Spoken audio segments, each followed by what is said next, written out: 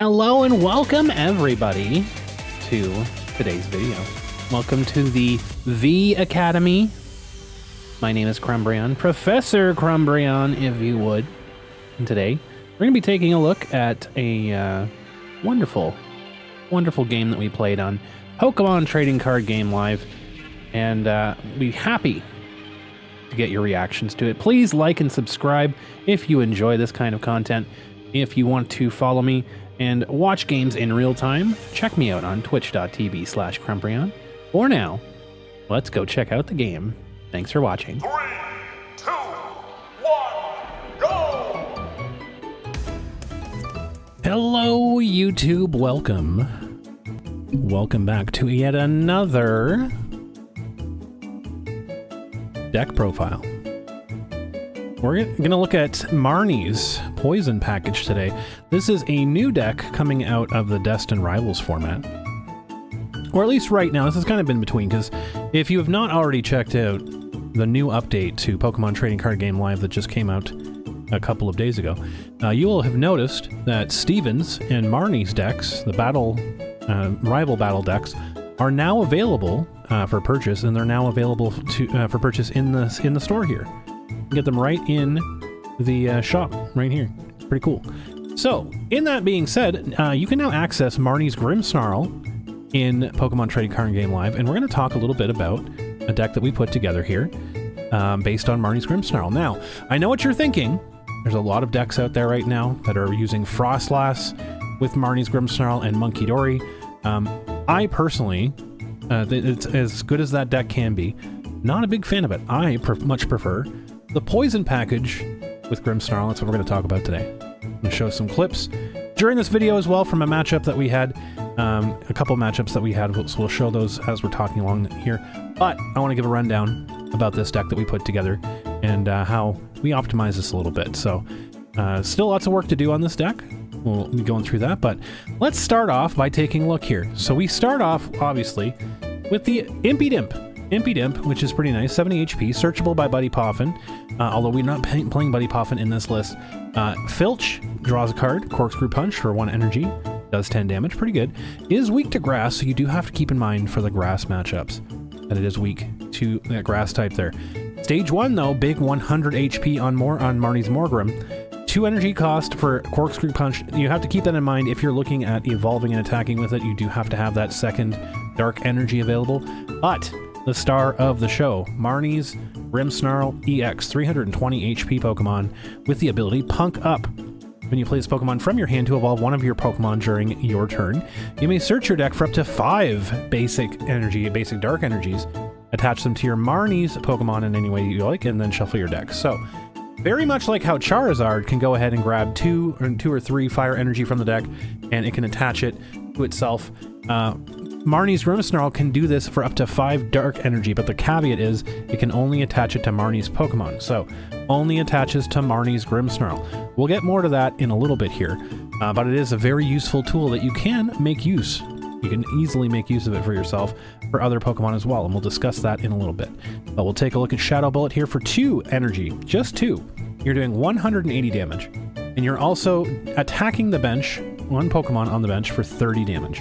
So unlike Dragapult, where you get to choose and you can split up the damage counters and you're placing damage counters, this is an attack, so anything that blocks attacks like Terra ability, Charmeleon's ability, that stuff will block, like Mimikyu's ability, that stuff will block Shadow Bullet's damage on the bench, but that is also not a bad thing. That can be used to your advantage in certain matchups as well, not leaving damage counters on board if you want to. So, in the Frosslass variant, Marnie's Grimmsnarl is usually capped at about 180 damage, and you're relying on a bunch of other tech to get those knockouts with like TM Devolution, obviously Frosslass using the Munkidori to take the damage counters off of Marnie's Grimmsnarl, off of Munkidori itself, and clearing up those KOs. We don't really have to do that nearly as much with our current build, and we're going to get into that. So, we have taken inspiration from the generic Poison Donk type of decks that run the Pecharunt and the Brute Bonnet here, Toxic Subjugation on the baby Pecharunt here, 80 HP. As long as this Pokemon's in the active spot, you put 5 more damage counters on your opponent's poisoned Pokemon during checkup, and Poison Chain, obviously, 10 damage, poisons the Pokemon, and they cannot retreat.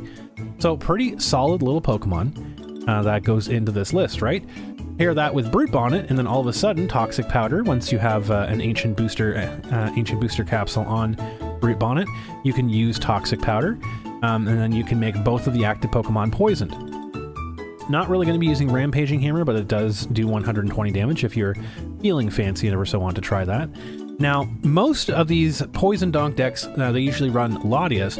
We're not running Latias in this deck because we are actually getting around the retreat costs by using Pecharunt EX, because Pecharunt EX is going to help us in a number of ways here. So number one, we can get out of retreat lock. Number two, we have additional ways of poisoning our own Pokemon, which is going to become important here in a moment. We'll talk about that. So once during your turn, you may switch one of your benched Dark Pokemon, except Pecharunt EX, with your active Pokemon. If you do, the active Pokemon is now poisoned, and you cannot use more than one Subjugating Chain's ability each turn. So that is very interesting. Irritated Outburst, obviously, pretty solid attack at the end of the game. If your opponent has taken a lot of prizes, you could do up to, I believe, 300 damage, give or take. You can do quite a bit of damage with the Pecharunt EX. If they've taken 5 prizes, it's 300 damage, and it's a big swing. Single retreat cost Pokemon. So, why do we want to poison our Pokemon? It's a very good question. Well, to increase the amount that we can do with Marnie's Grimmsnarl, the 180 damage is base, we have included Binding Mochi. So, if the Pokemon that this is attached to is poisoned, attacks used by the poisoned Pokemon do 40 more damage to your opponent's active Pokemon. So all of a sudden, Marnie's Grimmsnarl is now doing 220 damage when it's poisoned. It's ticking damage, which means that the addition here of Munkidori, Adrenabrain, can start using that poison buildup and push the poison damage counters over. You can take the up to 3 damage counters from a single Pokemon and push that over. So either if Grimmsnarl gets attacked, or if the poison has been building up on a couple of different Pokemon, you have a lot of spots for Adrenabrain to be useful here. We will not be using Mind Bend because this does not run Psychic or Luminous, so Munkidori is strictly used for its Adrenabrain. Does need the Dark Energy, so how are we going to get Dark Energy onto Munkidori? Very good question. Glad you asked. We have Energy Switch in the deck. So, when you evolve Grimmsnarl, and you get your 5 energy out of the deck, if you want to grab all 5, you can put 2 on your Grimmsnarl, you can put 2 on your other, if you have a Morgrem, if you have an Impidimp, you can get them started by putting 2 on those. And you can put an additional energy on any other Pokemon that you want to, as long as it's a Marnie's Pokemon. And then Energy Switch becomes very important, because if you have the extra Dark Energy in play, you play Energy Switch, all of a sudden that goes to your Munkidori, that can go to your Pecharunt, that can go to your Pecharunt EX. All of a sudden, those extra energies that are in play become extremely useful with Energy Switch. You can also manually attach as well, so getting the 5 energies on board, placing a 6th energy switching means that you can set up 3 different Pokemon to attack in a single turn, which is very, very potent. Now pair all of this up with Perilous Jungle. Now, remember that 220 that we talked about? If you've poisoned your opponent's Pokemon with Brute Bonnet as well, and they're not a Dark type, they are taking 3 damage counters just from Perilous Jungle alone. So now, all of a sudden, that 220 damage that you're doing with the Binding Mochi, now you're doing an additional 30 damage of Poison Tick, which means if you're facing a Raging Bolt, for example, with 240 HP, you're dealing 220, 30 damage and poison. It gets knocked out during Pokemon checkups, so there's no countermeasures, no unfair stamp, no counter. We can still counter catcher, but there's no unfair stamp. There's no Pheasantipity. There's no punishment for taking a Pokemon out because it happens during Pokemon checkup. Now, obviously, countermeasures like counter catcher, Defiance Band, things like that, those are still in effect. Keep that in mind. However, one thing that is very, very important, because the wonderful HP that Grimmsnarl has is not invincible. It has 320 HP. It's not invincible. You can swing into something with Shadow Bullet, do 250 damage, sure. But then you come back and take 200 damage. Maybe they swing for a knockout. If they do end up knocking out your Marnie's Grimmsnarl, keep in mind, if you have the baby Pecharunt on the bench, as we're going to show here in a moment, you can retreat, or you promote the Pecharunt to the active slot, and because it happens before Pokemon checkup, Toxic Subjugation is procced as soon as it goes into the active slot, and so now, instead of taking 30 damage in poison, your opponent is taking 80 damage in poison because of the Toxic Subjugation and the Perilous Jungle. And so now all of a sudden, that 220 damage turned into 250 damage, turned into 330 damage. That's a pretty significant amount of damage, considering that's a lot of Pokemon that can be hit. Now, I understand what you're saying. What about Charizard? Charizard is a dark type. That is exactly why we have 2 Munkidori in this list now. So, because Munkidori, each one can use their Adrenabrain 1 time. If you're against a dark type Pokemon and you need to hit that over 300 damage, if there's existing damage on board because you've been poisoning your own Pokemon, you can then Adrenabrain twice for 60 damage, and all of a sudden, you're hitting for 310 in a single turn, or sorry, you're hitting for, not quite 310. Right. You're hitting for quite a bit of damage. Math is not my specialty here, folks. But you hit for 220. You hit for the 10 extra damage from the poison because the Perilous Jungle is not in effect. That's 230, 290. There we go. You're hitting for 290, and if you bring in the Pecharunt with the extra 5 damage counters on that poison, then you're actually hitting for quite a bit there with the Munkidori as well. So all of that combined would be 340. Without Perilous Jungle being a +3 on that. So pretty significant amounts of damage going through. Pretty solid. All told, very solid deck. We have Iron Bundle in here as a nice little effect, Hyper Blower. I found that this has been extremely useful when they're putting up Pokemon that you don't necessarily want to have an attack into. You can use Hyper Blower, force them to retreat, and then attack with Shadow Bullet. That will actually help out in certain matchups when they put up the Pokemon that you've been damaging on the bench. They'll put those up. You can then put down Hyper Blower, force them to put up a Pokemon they didn't want to put down, and then clean up knockouts with Shadow Bullet. Very useful effects. Now, in terms of supporters, what is our supporter line looking like here, and how exactly do we get Grimmsnarl out efficiently here? Well, that's where our supporters come in handy. That's where our trainers come in handy. We have Spikemouth. We have Spikemouth Gym. It's a new coming out in Destined Rivals. Once during each player's turn, that player may search their deck for a Marnie's Pokemon, reveal it, and put it into their hand, and that player shuffles their deck. So, itemless Pokemon search for Marnie's Pokemon only. That's pretty much all you need. Between this, the rare candies, we also have a TM Evo in here as well. Very neat combination that you can have is you can poison your opponent's active Pokemon. You can put up Pecharunt, attach an energy, TM Evolution, and all of a sudden you're doing the extra poison damage. You're getting the effect of TM Evolution, so you're getting your Impidimps out. You're getting your Impidimps into Morgrems, and then all of a sudden now you're threatening a Grimmsnarl. They're poisoned for 5 to 8 damage, or 6 to 8 damage counters. Quite a bit significant damage coming out from that. So again, Spikemouth, very good. We obviously have 2 Perilous Jungles, so we're running 3 stadiums in this list right currently. 2 Perilous Jungles almost imperative because you want to have the last say in terms of the stadium war.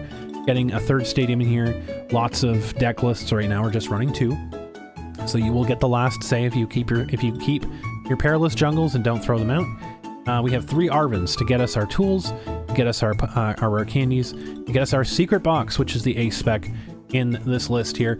Secret box grabs us everything that we need to either go for the early game donk. If we can get the Pecharunt combo, the poison Pecharunt combo out, we can get the early game donk with the secret box.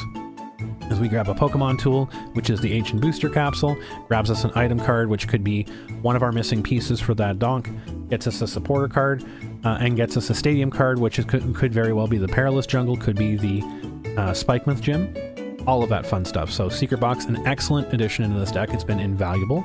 We're running, currently we've moved on to 4 Nest Balls here. So Nest Balls, important to be able to grab things like Iron Bundle, important to grab Brute Bonnet, it's Munkidori, it gets the Pecharunts, because the 80 HP is not searchable by Buddy Poffin. So everything that we want here outside of our evolutions is being grabbed by Nest Ball. We have 2 Ultra Balls to grab the rest of them. 4 Night Stretchers allow us a lot of flexibility, so we can either get Dark Energy back, we can get our Iron Bundle back a number of times, we can get Munkidori back, we can get the Pecharunt EX back, whatever we need to. We can throw away Grimmsnarl, get it back.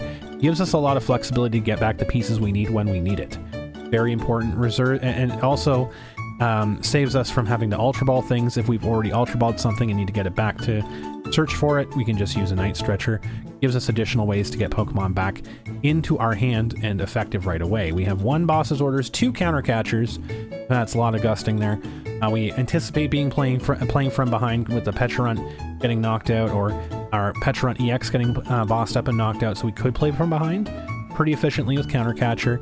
Counter Catcher is going to be pretty vital with when paired up with Iron Bundle in giving our opponents fits in what we want to attack and what they don't want us to attack. So 1-of switch in this deck, just in case we cannot find a Pecharunt EX in time. We have an emergency switch as a backup to get around those nasty locks that we could possibly get in. A bit of troubled situations that we could find ourselves. 3 Ionos, obviously draw support and hand disruption, always valuable. We have 2 Professor's Research, give us that extra little boost, what we're looking for. We have 3 Booster Capsules, speaking of boosts, gives us plenty of chances to get the early game situation with Brute Bonnet. We have the 2 Brute Bonnets, obviously, and we have 8 Dark Energy in this deck to round it out. Pretty good. Pretty darn good. So far, I mean, the Shuffler has not been extremely kind, however. We have won a majority of the matches that we played with this so far. Lots more testing needs to be done, but it feels very, very good. I'm taking inspiration from the Poison package that has been going around for a number of different decks. I've seen it been used in Arcalodon to some effect. I've seen it been used in Roaring Moon to some effect. I believe that the purposes of having the Poison Donk, obviously you want to take the turn 0 victory as often as you can, but once you can't get the turn 0 or turn 1 victory, where do you go from there? So pure Poison Donk unfortunately doesn't get you there, because at the end of the game you have no punch. Marnie's Grimmsnarl gives it that punch it needed. Absolutely. With the Poison Mochi, plenty of ways to poison your own Grimmsnarl. You're going to have an absolute field day with Shadow Bullet. Going to be able to turbo to yourself. You don't need to worry about energies to retreat because you have the Pecharunt pulling your Pokemon any which way it wants to. Very, very solid. We are very impressed with what we've seen from this deck so far. Can't wait to see Marnie's Grimmsnarl Poison package doing a lot more in the future here. I believe firmly that this is going to be a bigger deck than the Frosslass variant. Book it here, mark my words. We'll see you in the next deck review. Thank you so much.